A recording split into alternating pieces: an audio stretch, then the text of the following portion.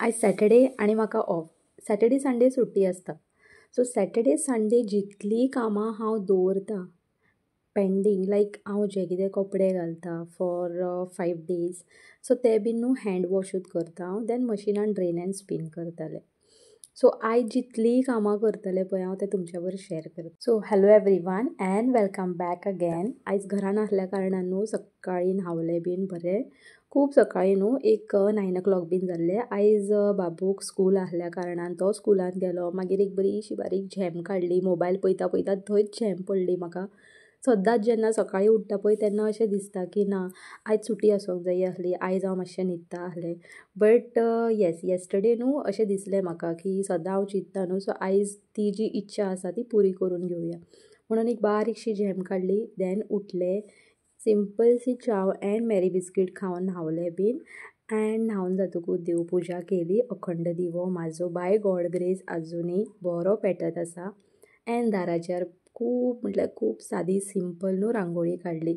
आनी इतली सुंदर दिसताली. एंट्रन्साक जो दिवो दाखयता हांव आनी जो बारीकसो धुपाची काडी पेटयता आनी ताज्या वयर रांगोळी, तें पळोवन न्हू खूब खूब म्हटल्यार खूब बरें दिसता. कितलें बरें दिसता न्हू तुमकां हांव सांगूंक शकना. सो ही आमची मिली मॅडम जी सदांच म्हाज्या बरोबर आसता. I think she is getting bore म्हणून न्हू तें सकयल ह्या दिसांनी वयता. बट म्हाका भंय जाता कितें खबर आसा? येस, म्हाका भंय जाता कितें खबर आसा की स्ट्रीट डॉग आसा आमच्या सकयल, पार्किंगेक केन्नाय येवन बसता. सो म्हाका एक भंय जाल्लो आसा की बाय चान्स मिली थंय सकयल गेलें आनी तांकां ते स्ट्रीट डॉगांनी तोंडान बीन धरलें ओ तेजी फाट घेतली जाल्यार आमची जी मिली मॅडम आसा ती आमकां ना जातली. सो तो एक भंय आसल्या कारणान न्हू ताका सद्दां सांगता की बाबा सकयल वचो नाका. तरी तें न्हू सकयल वयता. बट ताका कशें कशें करून न्हू एक उलो केलो बीन न्हू तें धांवोन येता. देन येस, सगळें जातकूच रांगोळीचें बीन जातकूच मिलीचे खबरे जातकूच हें हांवें सगळें वायंड अप बीन करून घेतलें.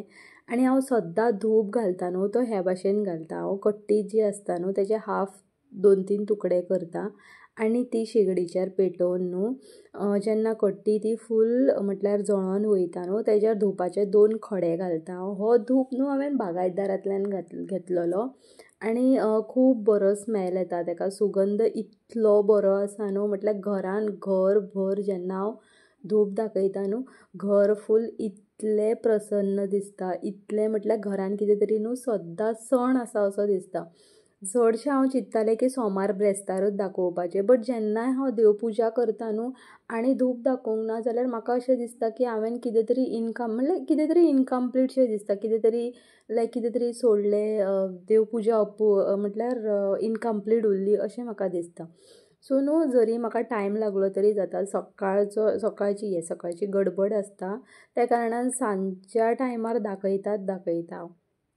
एंड देन सॅटर्डेची न्हू हांव हनुमान चालिसा वाचता. म्हटल्यार हनुमान चालिसाची म्हाजे कडेन स्मॉल बारीकशें एक बूक आसा. केन्नाय तुमी देवपुजा कडेन न्हू देवारान पळयलें आसतलें.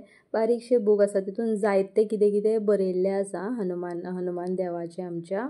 बट न्हू तेतूंतली फक्त हनुमान चालिसा वाचता आनी धूप सगळ्या घरभर कोपऱ्या कोपऱ्यांनी दाखोवन, मेन एंट्रन्सान दाखोवन, आमचो शिवाजी महाराज आसा थंय बीन मातशें बरे भशेन म्हटल्यार ताका दाखयलें, ओवाळ्ळें हांव.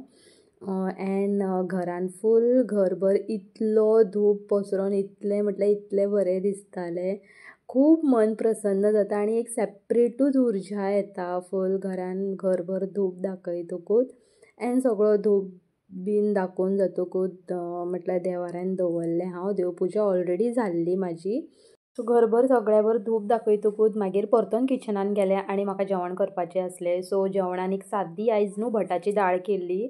लायक भट कशें म्हटल्यार सय कात्ता आसतना म्हटल्यार वाडटा आसतना तितून जिरें बीन घालून वांटण करता त्या भशेन बरी गोडी दाळ केल्ली. आनी आयज न्हू दोडक्याची भाजी करपाची आसली. दोडक्याची भाजी चिरून बीन शिणून दवरलेली हांवें. एंड सिंपल लोणचें पापड आनी रायस. सो हो सिंपलसो बेत आसलो. आनी न्हू जे कितें 5-6 दिसाचे कपडे आसले ते हांवें निर्मा पावडरीन फुगत घालून न्हू बरें हातीन घासून घेतलेले, लायक ब्रश मारलेलो.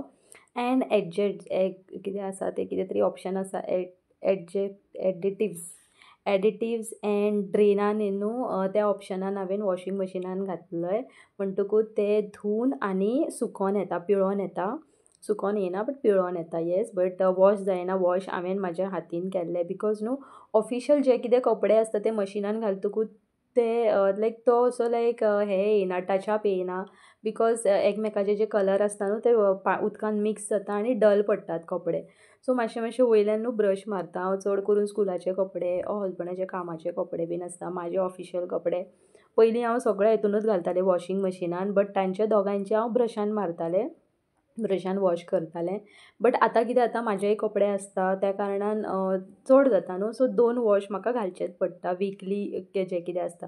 सो 2 वॉश जातकूच कपडे बरे सुकोवपाक घातले आनी किचनान मातशें कितें पयलें कितें दवरलें गॅसीर बीन तें जालें, भाजी बीन फोडणीक मारली. पळयता जाल्यार म्हाजे कडेन नाल्ल नासलो आनी हो हे पळय नाल्ल आमकां कोण तरी एक फ्रेंड दिता. सो ते नाल्ल बीन बरो सोलून घेतलो. म्हाका सोलपाक येता, खूब इजी आसता तें, व्हडलेशें कांय ना. पयलीं येयनासलें बट येस हे जे हत्यार आसा न्हू आमी आमच्या भाशेन तांकां सुळको म्हणटा. नाल्ल बीन बरो सोलून घेतलो, फोडलो आनी तितूंतलें उदक बीन पिलें. हांवेंनूच पिलें, बाबू नासल्या कारणान म्हाकाच चान्स मेळ्ळो पिवपाक. आनी सोय बरी कातून घेतली. सोय बीन कातता आसतना मिली येता, ताका इल्लीशी खावपाचीच आसता, ताका स्वीट खूब लायक. चटपटा तें खायना but yes sweet she is like crazy. कितेंय गोड ताका दिलें न्हू तें खाता. मागीर सोय बीन मिक्सरान वांटून घेतली. वांटून जातकूच न्हू मिक्सर पळयलो हांवें की मिक्सर खूब घाण जाल्लो आसलो. सो मिक्सर बीन न्हू हांवें बरो लायक जे आमी स्क्रबर आसता न्हू तो मातसो ओलो करून बरो घासून घेवपाचो आनी सुक्या कपड्यान न्हू पुसून घेवपाचो. मिक्सर बरो चकाचक जाता ताका आनी कितें बेकिंग पावडर हे ते कितें घालपाची गरज ना जे यूट्यूबार बीन दाखयता. सायड बाय सायड जेवण बीन जाल्लें आनी जेवणाची जी कितें आयदनां आसलीं ती बीन घासून घेतली आनी ओटो बरो क्लीन केलो. इतलें सगळें काम करता म्हणसर म्हाका भूक लागली. सो फूल ना बट हाफ अशें पेरू बसून मातशें खाल्लें आनी म्हटलें सकयल मातशी रावंड मारपाक या. न्हू एक्चुली सांजच्या टायमाचो शूट हांव तुमच्या बरोबर शेअर करता. सांजच्या टायमाक न्हू हांव आनी बाबू आमचो सकयल वयता आनी दोग तीग जाणां येता सकयल. आमी बसता बेश्टी खबरी बीन करता ह्या वाटेची त्या वाटेची. एंड येस कुंडेन पयलें जाल्यार न्हू बरी गुलाबाची कळे बीन येयल्ले आसा आनी एक गुलाब बरें फुल्लेलें. सो म्हाका माथ्यान घालपाचें आसलें आनी बाबू एज युजल म्हाजो न्हू सायकलीचो रावंड मारतालो. सो हें फूल आयज खूब दिसांनी माथ्यान घातलें. केन्नाय घालता हांव बट आयज तुमच्या बरोबर शेअर केलें, खूब बरें दिसतालें. एंड कशें दिसता तुमी तें सांगा. बट येस हें सगळें करता न्हू आयज म्हाका दांडियाक वचपाचें आसलें आनी आयज ग्रे कलर आसल्या कारणान ग्रे कलर सिंपलशी साडी हांवें न्हेसलेली. ही साडी न्हू हांवें ऑनलायन न्हू कितल्या वर्सां पयलीं एक 4 वर्सां पयलीं ऑर्डर केल्ली. बाबूचो बड्डे आसलो तेन्ना. 4 वर्सां पयलीं ऑर्डर 4 न्हू कितले 5-6 वर्सां जातलीं. येस ती मागीर साडी न्हेसली आनी आमी आमच्या देवळान येयली. देवळान न्हू जायतो लोक जायतो पब्लीक आसता आनी खूब बरी दांडिया हांगा.